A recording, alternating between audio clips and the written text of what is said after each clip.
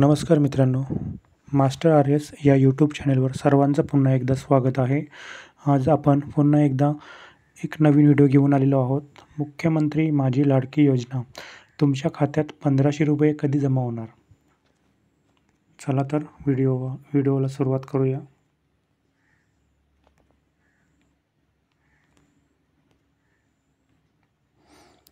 ठरलं, 1500 रुपये या दिवशी जमा होणार तुमच्या बँकेत. खरं तर लाडकी बहीण योजनेची सुरुवात 1 जुलैपासून झाली आहे. त्यामुळे महिलांच्या खात्यात जुलैपासूनच पैसे जमा होणार आहेत. मात्र अद्याप अर्ज प्रक्रियाच पूर्ण न झाल्याने खात्यात पैसे कधी जमा होणार असा प्रश्न सर्वच महिलांना पडला आहे.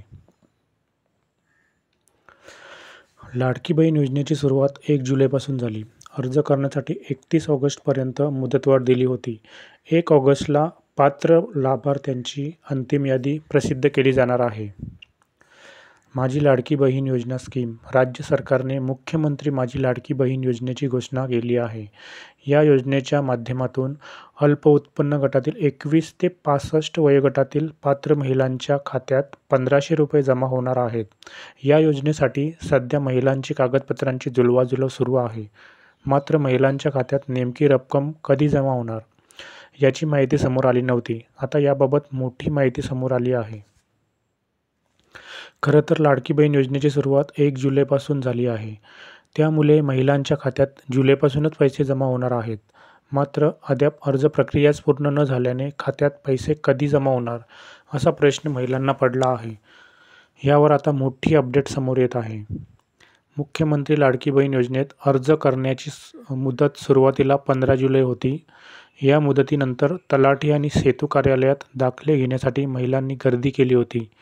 ही गर्दी टाळण्यासाठी नंतर सरकारने अर्ज करण्यासाठी 31 ऑगस्टपर्यंत मुदतवाढ दिली होती. या मुदतवाढीने महिलांना दिलासा मिळाला होता.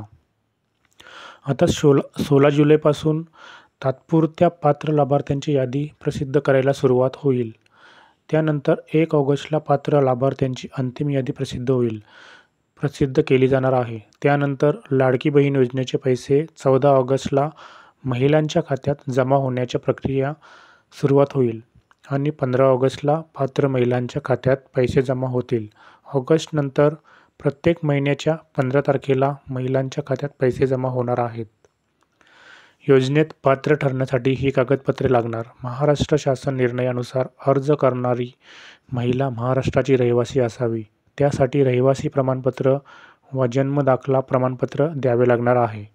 शासनाने या नियमामध्ये सुधारणा केली आहे. सुधारित निर्णयानुसार अर्ज करणाऱ्या महिलेकडे रहिवासी प्रमाणपत्र नसेल तर त्याऐवजी अर्जदाराचे 15 वर्षापूर्वीचे रेशन कार्ड किंवा मतदार ओळखपत्र किंवा शाळा सोडल्याचे प्रमाणपत्र किंवा जन्म दाखला यापैकी एक प्रमाणपत्र आवश्यक आहे.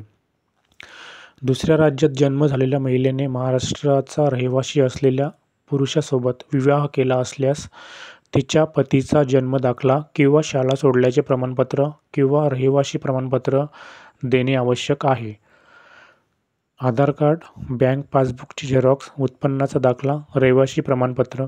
योजनेसाठी अर्ज करणाऱ्या महिलेच्या कुटुंबाचे उत्पन्न 2.5 लाखापेक्षा जास्त नसावे अशी अट सरकारने घातलेली आहे. त्यासाठी उत्पन्नाचा दाखला जोडणे आवश्यक आहे. पण सक्षम अधिकाऱ्याने दिलेला कुटुंब प्रमुखाचा उत्पन्नाचा दाखला नसेल तर पिवळे किंवा केशरी रेशन कार्ड आवश्यक असणार आहे. पिवळे रेशन कार्ड आणि केशरी रेशन कार्ड धारक महिलांना उत्पन्न दाखला प्रमाणपत्रातून सूट देण्यात आलेली आहे. तर आजची माहिती कशी वाटली? व्हिडिओला लाईक करा, कमेंट करा आणि व्हिडिओला शेअर करा आणि चॅनेलला सबस्क्राईब करा. धन्यवाद.